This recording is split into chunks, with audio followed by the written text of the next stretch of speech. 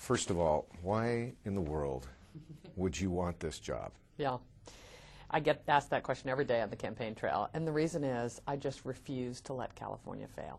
And I've never seen such tremendous problems and challenges in most of the 30 years I've lived in California. And, you know, I want to step up and fix it.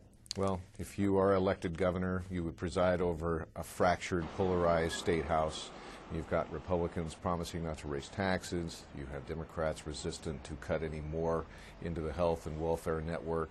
How do you engender a spirit of bipartisanship that would help the legislature and the governor address these pressing problems that we have?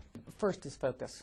You cannot go to Sacramento and try to solve every problem. So I want to focus on three things: creating and keeping jobs in California, cutting government spending, and fixing our kindergarten through 12th grade education system.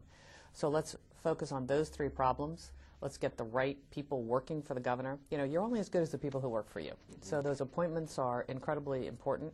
You've got to use the veto pen, and you've got to focus the legislature on a small number of things. The legislature has become a bill factory in Sacramento. You know, 2,000 bills introduced, nearly 700 signed into law, virtually none of which is on point to the crisis we face. One of our viewers called up just moments ago before I came over here, and she knew that you were coming down to speak to the chamber, and she wanted me to ask you this question. I think it's a fair question.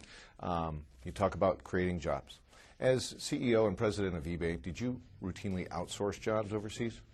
We didn't, actually. I mean, we grew eBay from 30 employees to 15,000 employees, from $4.7 million in revenue to nearly $8 billion in revenue. And we had a worldwide workforce, but about half the workforce was right here in California. You know, you may be aware, Central Valley has some of the highest unemployment in the state of California. Farm jobs are in jeopardy because of the lack of water to the growers here. What specifically would you do as governor to improve the valley's economy? Yeah. Well, first is we have to solve the water crisis. And I think I was the very first gubernatorial candidate to call for turning on the water. You know, what is happening in the West Valley and even down here as far as south as Bakersfield, it's a humanitarian crisis. We have to turn on the water. We cannot let, you know, the water be held up by one federal judge. So you support lifting the water pumping restrictions? Absolutely.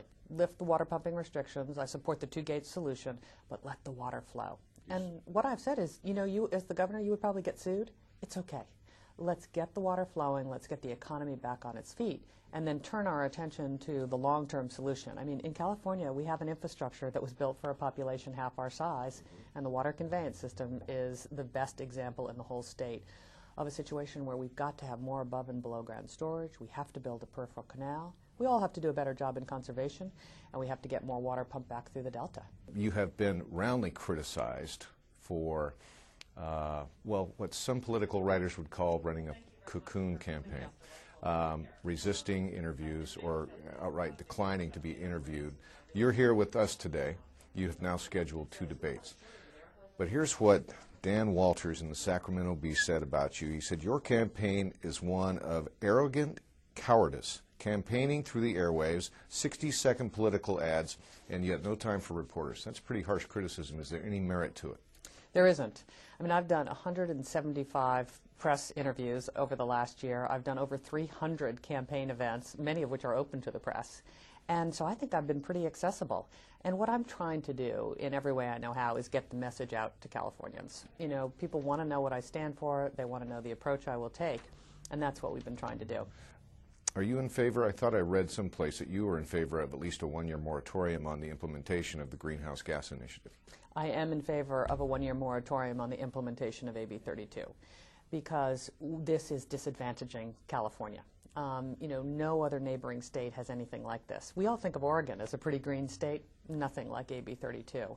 And everywhere I travel, I talk to businesses who are saying, I may have to move out of state in order to comply with this remarkably expensive piece of legislation.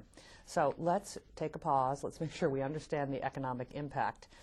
This was put into place when we had a 4.6% unemployment rate. Today it is 12.3%. And let's take a pause, make sure we understand what we've got here. and make sure we're not really fundamentally making California uncompetitive. Contrast yourself with your primary election opponent, Steve Poizner, and now we know that Jerry Brown is in the race as of today. Contrast yourself between those two candidates. Sure. Well, versus my Republican opponent, I have been in business for 30 years. I've run a very large organization. I've run an organization that has helped to create jobs. As you probably know, nearly 1 million people make most of, not all of their living selling on eBay. So I deeply understand the economy and what the conditions are to create, to help create small businesses. With Jerry Brown, the contrast is remarkable. This is a career politician who's been in politics 40 years. I'm actually not a politician. I'm a business person. Again, I know how to create jobs. And Jerry's been on every side of just about every issue. It's a trail of failed experiments, big government spending. You know, when he was governor, the unemployment rate doubled to 11%. He came with a surplus, left with $1 billion deficit. So, is that something you can lay at his feet, though? Absolutely, absolutely. He was governor, and when you're governor, you have to deliver the results and you have to be accountable.